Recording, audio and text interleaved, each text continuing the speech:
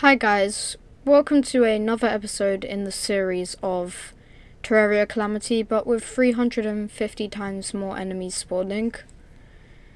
In today's episode, I'm going to be trying to get a STARFURY because the multi-hit star long range thing will definitely help us quite a bit. It'll carry the first bit of pre-hard mode. So yeah, let's just get straight into it.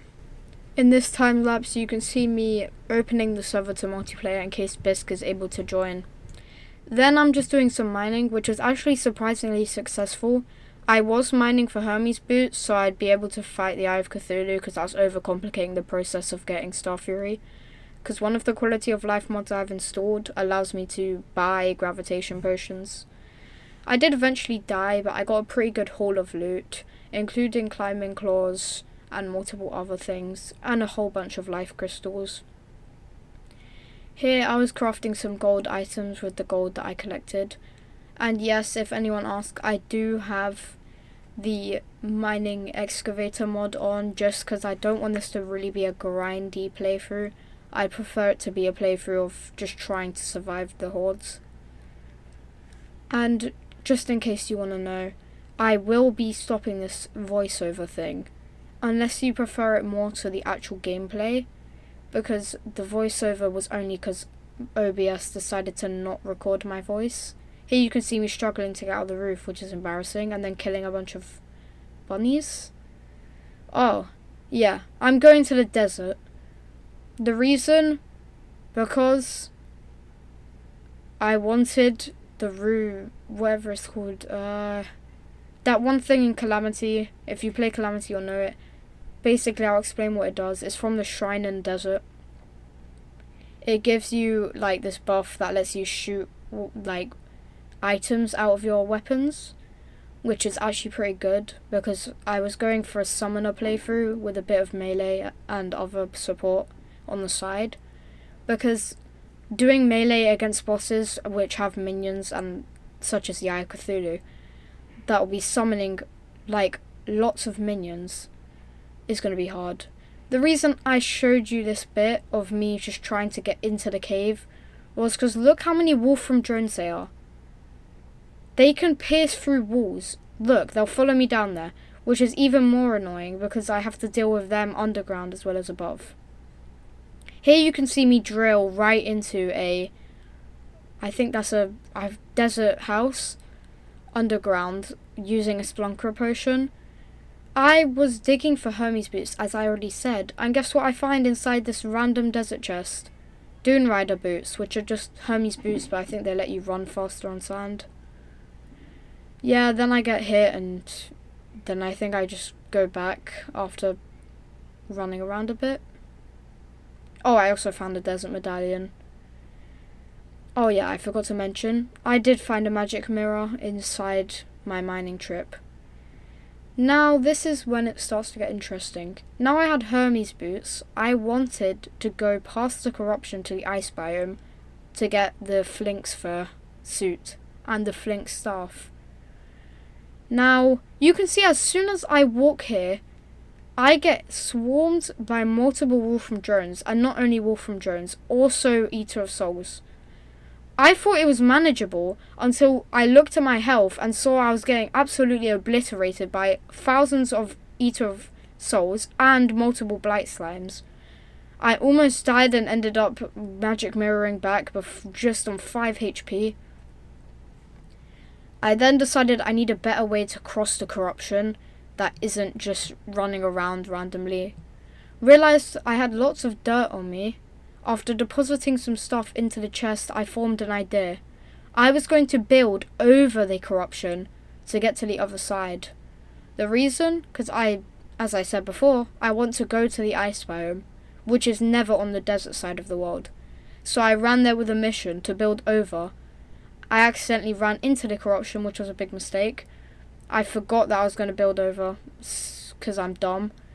After killing all the enemies that started swarming me, I began building with some dirt blocks. After I killed this Eater of Souls, because for some reason he flew into the sky. These squirrels kept getting in my way, so I killed them. with grenades. After starting digging the dirt bridge just a little bit, I fell off because I'm dumb. Then I ran back and digged a hole through the bridge so I could get out if I needed to. Then I continued building my bridge. This is boring as hell. Why did I include this in the video? I don't know. Because I'm dumb? Have I already said that? After building for a little bit, I had a horrible realization. I saw a few dead squirrels and then I was like, oh, that's fine. They've probably just died from my minion or something. Then I turned around. It was, to say the least, not very good. I got that Cthulhu message, but nothing actually spawned, otherwise I would have included it in the video. After realizing I was going to die, I just teleported back home. I realized that strategy was going to be hard, so I went back and began building without looking back. I got about 50 banners for flying fish, and then I realized I hadn't built high enough. Here you can see me killing some umbrella slimes, and if you're wondering why I aren't losing health, it's because if you didn't know this, some mobs in Terraria, including slimes, can drop hearts, which heal you for 1 heart. So I was killing the same amount as I was taking damage. I realized something.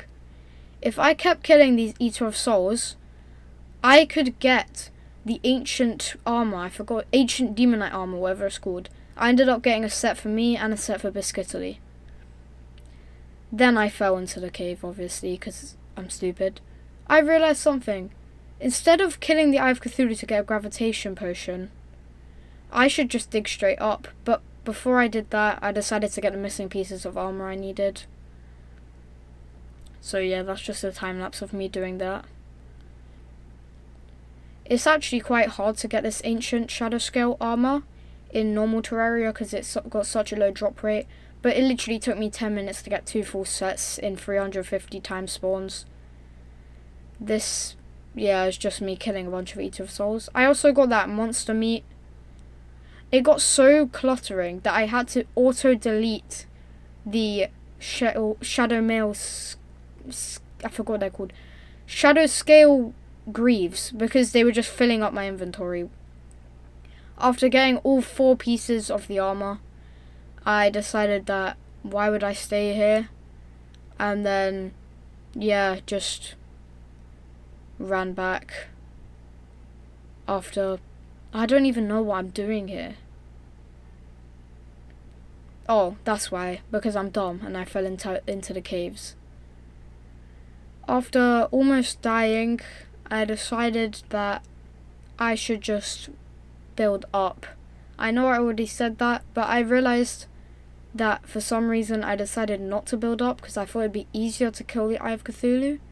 I don't know why I thought that. After seeing how much I struggled with killing a bunch of Eater of Souls, how was I going to kill the Servants of Cthulhu? So I went straight back, got my rock, and started building straight up. This is a time lapse of me building, and it's boring. I know. After a while I found a planetoid, which should be showing up in like a few seconds. Yep, there's all the creatures, nanotech creatures falling out from the bottom. Then, after wasting countless 20 minutes, not countless hours, going on the other side to find a sky island, I go on the other side to see what? A sky island right next to the planetoid that I could have been going to this whole time. Surely it won't have the STARFURY. Disclaimer, it had the STARFURY. I could have just gone to this side the whole time. After getting the STARFURY and looking for the rest of the chest and deciding I didn't want any of it, I tested out the STARFURY. It was pretty good. This will carry, as I said, pretty much the first half of the run until I can get better weapons due to the piercing effect. But then, I decided to test an experiment after getting swarmed by a bunch of harpies. Obviously I died, because there's no way to escape a bunch of harpies. I also got that clumsy balloon slime, because I'd already seen 2 at this point. I'd used the STARFURY to free it.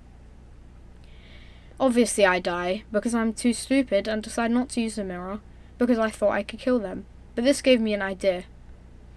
Is there a way to fly using harpies? I went back up using my grappling hook because I realised it's faster than using claws and a double jump.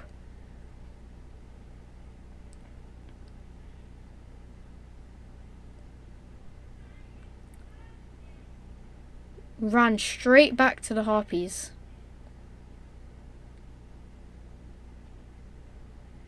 And yeah, after getting to the flying island, I decided to test my theory if you can fly using the harpies. Because I didn't find wings, and I wanted to find wings in one of the chests, so I decided to use harpies to find a flying island. I didn't think this through that much. Look how many slimes there are. There's so many. After mining a bunch of gold, I think I got about 50 in total. That's a lot of gold from a sky island.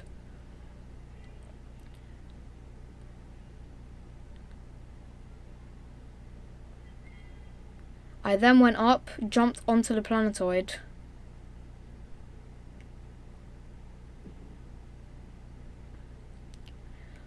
After killing everything on the planetoid, I decided it was time to test my theory. Can I fly using harpies? I built a bridge towards where I saw the harpy swarm last.